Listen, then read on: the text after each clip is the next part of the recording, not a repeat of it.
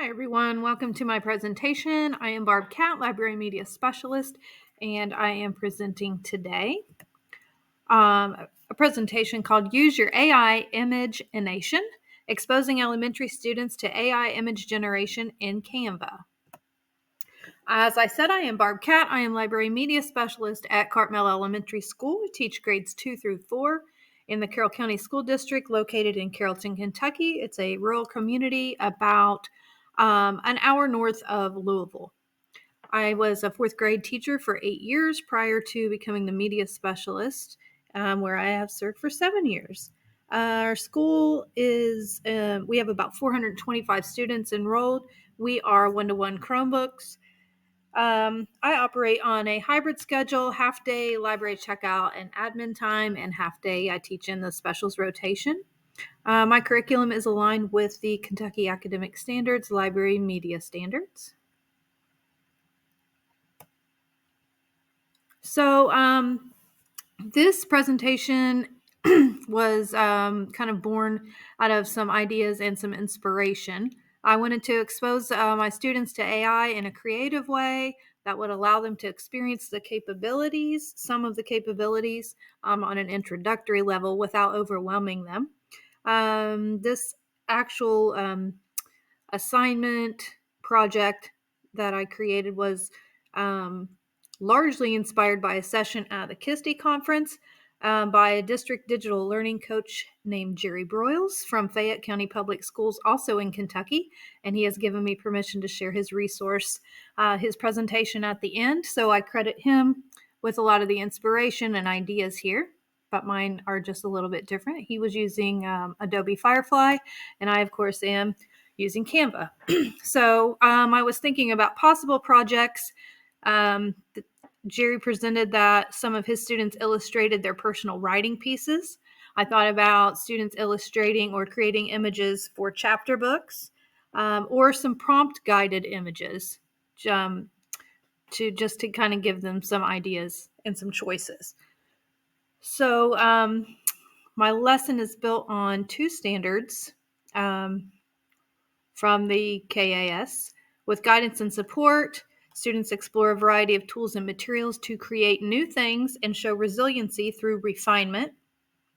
And with prompting and support, students will create products appropriate for a specific audience other than a teacher to reflect student learning. So I did choose to introduce them to AI image generation, chapter book images. We had just completed chapter book read aloud unit in each grade in the prior rotation. Students, I know, are often disappointed that there are few or no illustrations when we're reading chapter books, so I thought this would be a perfect opportunity for them to add some of their own.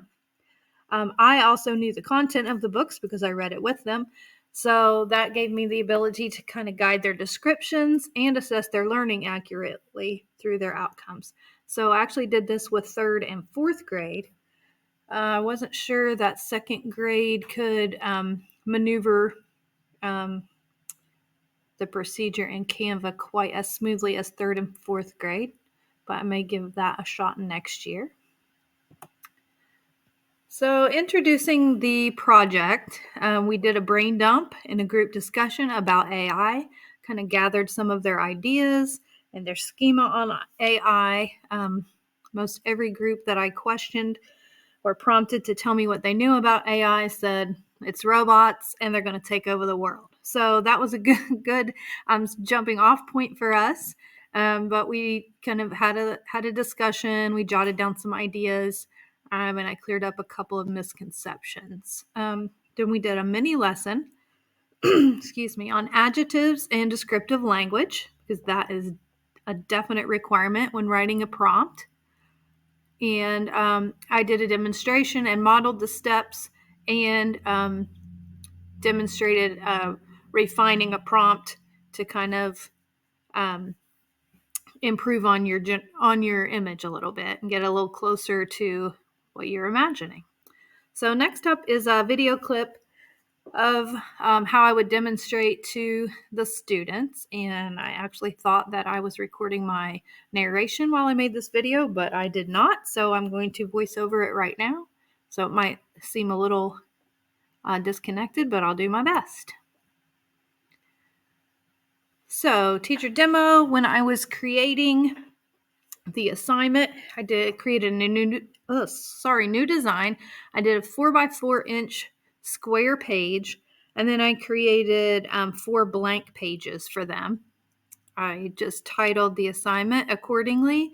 I did Holes by Louis Sachar with 4th grade, and our 3rd grade book was The Tale of Despereaux by Kate DeCamillo. And then I also included the homeroom teacher name in the title, so that would help me organize the assignments. Share it as an assignment in Canva. Each student gets their own design, very similar to Google Classroom. And then I send it off to the appropriate homeroom group. And then I just pulled up a blank assignment and modeled for them the steps of generating the image. So I simply showed them, you go under Elements in the left menu, scroll down to AI Image Generator, and we're going to choose Generate Your Own. Then I showed them the different style choices that they would have, the prompt box where they would type their description. We're only generating images, not graphics or videos. So we looked at different styles, the photography styles, digital art options, and then even some fine art options. And they all start shouting out which one they like and what we want to try first. Dreamy seems to be a very popular choice for AI, so that's often the one that I demo with. But we do talk about a cohesive style to our illustrations. When I present it to them, I tell them that they are chosen by the author or the publisher of the book to provide the images and illustrations. So we talk about when we look at illustrations in books that the style all goes together. They all match. There's no like graphic novel type style and then photography mixed in usually. So we choose their favorite style and then use that same style for all 4 of their images. And then I give them a follow-up assignment where they can try different styles. But then we start with the prompt, and I start with a basic prompt, like a lame or prompt that doesn't contain a lot of adjectives. It's not descriptive at all. It's not very specific. It's just a very general prompt. And we talk about the difference in the two, and I show them what they'll get with a general prompt. This one I did with 3rd grade. This is Tale of Despereaux. So we do a mouse in a castle. Very simple, non-descriptive prompt. We wait. They start doing little quiet drum rolls on the table. They get really excited. And then they say, oh my gosh. And then so we talk about, well, I ask them, what do you notice? How does this compare to the image that you are visualizing? What is it missing? What do we want to change? Let's refine the prompt. We need some adjectives. We need some description. And then we name some adjectives. We take some examples. We pull it all together. And then we go back and refine the prompt. This is all in the modeling before they start working on their own. So we say, let's go back. We're going to refine. It's one of our vocabulary words. And then we change our prompt to say, a tiny gray mouse with enormous ears and wide open eyes. He is holding a sewing needle and has a long piece of red thread tied around his waist. Side note, if you say tied around his neck, Canva does not like that because it is apparently a little violent and goes against their standards, which is fine. So we tie the thread around his waist. The mouse is standing in front of a beautiful castle. And we name the adjectives. I have them give me a hand motion, 2 thumbs up, or a wave in the air when we read an adjective. And then we generate the new prompt. and we compare the two images.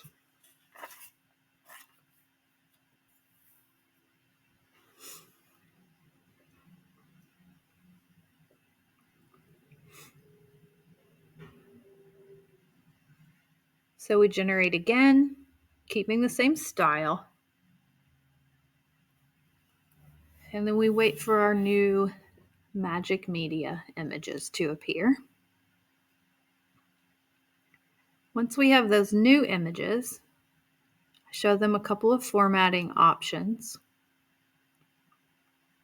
Oh, these are much better. His ears are much larger, just like in the story. He's standing up. He's holding somewhat of a needle. We do talk about how AI is not perfect, and sometimes you have to change your description. Sometimes you might have to describe a completely different object or find a synonym for something that AI recognizes a little better. And then I teach them the little format option, we call it the sleeping snowman, the 3 dots, 3 horizontal dots, called the sleeping snowman. So click your sleeping snowman, and if you find a favorite style but you want to see some more options, you can say generate more like this, and it will keep your original, your favorite, and it'll give you 3 more that are very similar in style to that one. And from those, we're going to go ahead and choose our favorite, because we don't want to spend too much time on one image. So when we find the one we like, we click it, pop it into our page, and then another formatting shortcut, sleeping snowman, set image as background, it fills your page. Then we're ready to go on to page 2 and 3 and 4. So that's pretty much the demo. We go over, we clear out the prompt, and then we go on to our second image.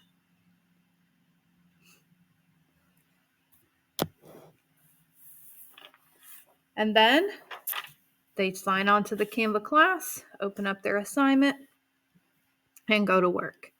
They get very excited. There's a lot of discussion. They help each other. Spelling is sometimes an issue, which I'll note later in my reflection slide. But then they go to work and they have a great time, and I am so absolutely blown away by some of the images that they create with the assistance of Canva Magic Media. So the next slides are just a few student samples. I could show you hundreds, but I will not. So I'm going to go on. This first slide are some student products from The Tale of Despero. If you don't know the story, quick summary. Little mouse. He was born very frail. His family did not expect him to survive. He became a hero. He saved the princess from despair, befriended a mischievous rat. Traditional fairy tale. Excellent book by Catt DiCamillo. So these are some fabulous images that the kiddos have created. This is an example of the cohesive style that we talk about. So this particular student was so excited about his images, and he wants me to print these and hang them up or put them on the announcement slide. And I absolutely am going to share some of these school-wide. But this is an example of a cohesive style. He chose a neon style. It doesn't necessarily match the theme of the story, but they all go together, and he was super excited, and his classmates thought these were really great. Here are some examples from Holes by Louis Sachar.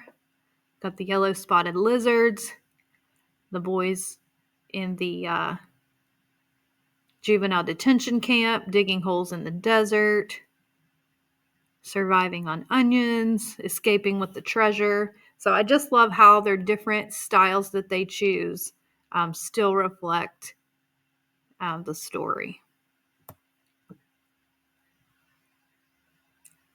These next student products, I did have one 4th grade class illustrate, after we did the chapter book images, they illustrated their own writing pieces. That was directly inspired by Jerry's presentation that I mentioned in the introduction. So they wrote tall tales, their own tall tales, and so these are kind of their twist on a traditional tale, and then they created one image to illustrate their tall tale. And then, as I mentioned, if we had some extra days in our rotation, I gave them another blank assignment. And this one I included prompts at the bottom of each page. So I did your favorite lunch or your favorite meal. These are some examples of those. I love the boy with the giant ramen bowl. We did talk about this one here, McDonald's, the chicken nuggets, chicken tenders. We did talk about how Canva is not friendly with a lot of proper nouns. So some of the more popular, like McDonald's, Disney, you did get some recognition, but we did talk about how AI doesn't always know proper nouns. A lot of them want to describe like characters, video game, and Canva just doesn't produce it. So then we have to go back and we say, well, if you have to pretend that Canva doesn't know this character, you have to describe it as if Canva's never heard of it before. This is my favorite task, a self-portrait. So I say, create an image of yourself with your favorite place in the background. So these are just amazing. I know you guys don't know these students, but I'm telling you, they look, this little boy in the glasses at the aquarium and this boy up here with the kind of shaggy hair who absolutely loves cats, obviously. It looks so much like them, and we just could not believe it. They had so much fun with this one. So if you do anything at all, I highly recommend this one. It's so hard. They say, how do I make a picture of myself? And I was like, well, you're looking in the mirror. Describe yourself. And so it really forces them to use very specific descriptive languages and refine. So when they get something that doesn't look at all like what they're imagining or what they intend, then it really forces them to back up and really focus on their description. All right, just a highlight of some vocabulary that I use for the unit. Obviously, artificial intelligence, prompt, generate, refine, that was a big one, adjective, and cohesive for that, the matching style of the illustrations. And upon reflection of this introductory unit and this dipping our toes into AI imaging, I just kind of reflected and jotted down some lessons learned or ideas for improving. Brainstorming, I would have the kids probably brainstorm before they even open their computers about what kind of images they are imagining, what they want to create. Maybe jot some ideas down in an organizer, like a plot map, if they're going to illustrate a story or a chapter book like we did. If they're only doing 4 images, what 4 main events would they illustrate? Listing some adjectives to go with each image or character. A spelling plan for support, especially that was my main hesitation with 2nd grade, just because reading, typing, spelling is still a struggle a lot of the time. When you got 3rd graders saying, how do you spell castle? You gotta have a plan. So, online dictionary, copies of the book, help a neighbor, just to make sure you got a spelling plan, because that's, that'll throw a wrench in your plan real quick. Let's see, other than that, and I would also, one thing that I regretted once I was receiving their assignments and then kind of reviewing them for feedback or assessment grading, I realized I should have had them save their prompt. Like, I want to see the actual prompt. What was their description? What words, what adjectives did they use? What did they type in to generate this image? So I think going forward, I would add a blank slide after each of their pages for a prompt, like label this second page prompt 1, and teach them, show them how to copy and paste their actual prompt into their assignment, into the design. So I would have that as a reference. So highly encourage that. And then I have some resources, obviously Holes and Tale of Despereaux. And then I did, with Jerry's permission, reference his presentation, and he so graciously gave permission to share his link to his presentation. So if you can't find that and you're interested, reach out to me, and I will get you in contact with Jerry or share that resource with you as well. Feel free to contact me. Email is here in the last slide. And if you have any ideas, I encourage everyone to, if you've done anything like this or have an idea, share your applications and your ideas on the Canva Librarians and Teachers Facebook group page. And I hope you found this useful and maybe give you some ideas, something to do these last days of school before summer vacation. So thanks again for attending, and hope you found it useful.